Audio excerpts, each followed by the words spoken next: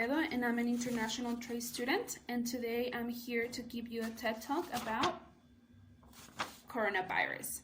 Okay, so I'm going to start by asking you a question.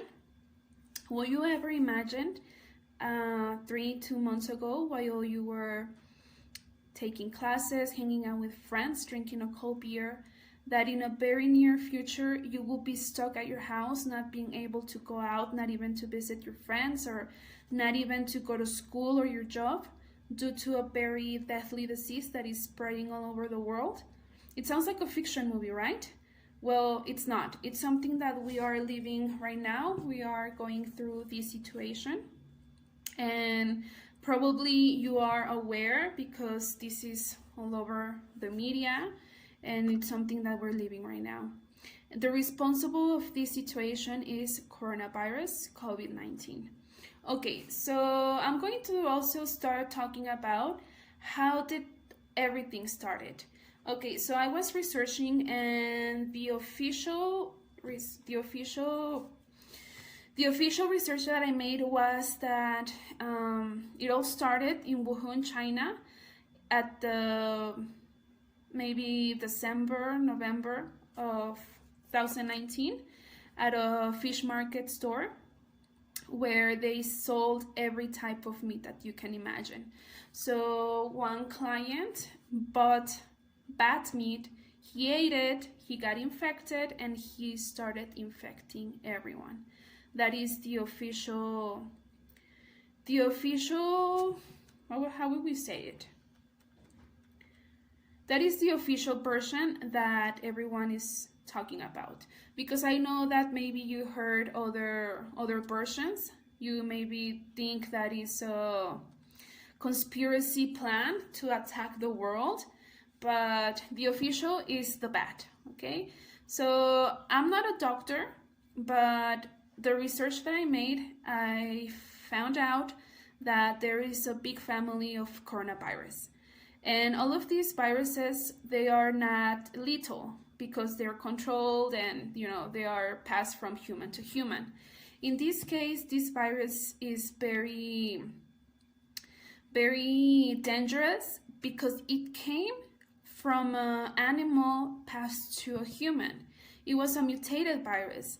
This is why it's so dangerous, because we have never been in touch with this virus. It's a mutated virus that it went from from an animal to a human. So that's the reason why it's a very deathly disease.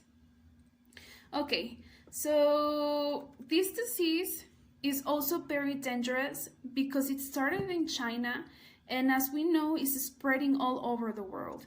And from China, it spread to Europe, from Europe to USA, Canada, and now it's in Mexico and in other countries from Latin America. And why is it also very dangerous? Because it's spreading by the respiratory system.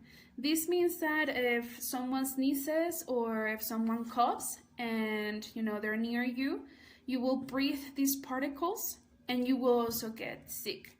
And the worrying part about this is that sometimes you don't even know that you're sick, because the symptoms are very, very alike as any typical flu or any typical cold. So it's very hard to identify if you have coronavirus. There are some specific symptoms as difficulty of breathing or even fever, but those symptoms can be as well for a flu or a cold.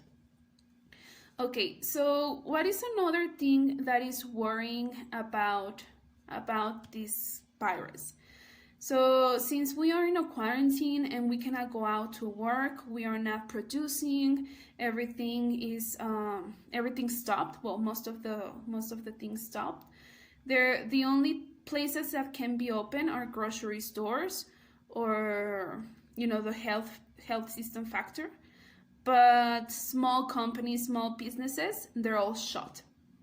And this is very sad because it's affecting their economy. And, maybe people work so hard for their businesses, and now it stopped. They're not generating any money, and it's very, very sad. Or people that maybe they live by the day, they go out and they sell their products. Now they cannot go out and sell their products, so they don't have any money maybe to eat. So it is a very sad situation. I know that the quarantine was the best decision that the government could make, but maybe, we should think about that in Mexico, we don't have the same resources as other countries. For example, I also read that in Europe, the government is giving checks to people, and if they cannot pay the water bill or the electricity bill, that is not a problem. And here in Mexico, even though we stop working, even though we cannot go to work, we still have to pay our rent, we still have to pay our bills, we still have to buy our food. So it's a very worrying situation. As well that that many people are getting sick. They are trying to go out to work, but as they go out to work, they get infected, infecting their family. So, I know, guys, that maybe you are tired, you are sick of listening about this topic, but the best thing to do is to stay at home if you can. And, we're making history. As we have read textbooks about the Spanish flu or the Black Plague. Maybe in the future our kids or our grandkids will be reading about us too. So, let's just stay home, keep ourselves safe, and, try to do things that can help us, as read books or, clean your room.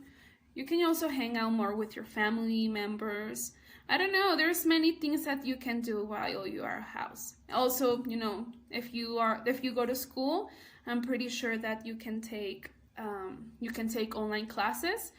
And while mentioning this, I also want to mention that Mexican system it's also very sad, because not all families here, they have the resources to have internet at their houses. So, it's very sad, because there's kids that they won't be able to take classes as other kids just because they don't have internet at their house. So I think that, I know this virus, it's very lethal, and it's better to stay home. But I think the government should take advantage of this situation to see the poverty in our country and start doing something about it. Because if people don't die of the virus, due to the virus, they're going to die of hungerness. Or I'm also afraid, I hope not, I'm also afraid that maybe in the future, if the situation doesn't get better, that the violence is going to start. People's going to start looking for money, people's going to start looking for food, and hopefully not, there's going to be a lot of violence. So I hope our Mexican government, hopefully, they can do something about it. And us as citizens, if we don't have the need to go out, if we don't have the need to visit friends, to make parties, we don't have the needs, then we should stay home. We should stay home and wait until this happens, and hopefully in a very, very near future, everything will be good again, even maybe better. So let's see what happens. Let's see what the future waits, or let's see what the future has for us. Well, guys, that was my small talk about coronavirus, about my research about coronavirus. Thank you for watching. So I'll see you later.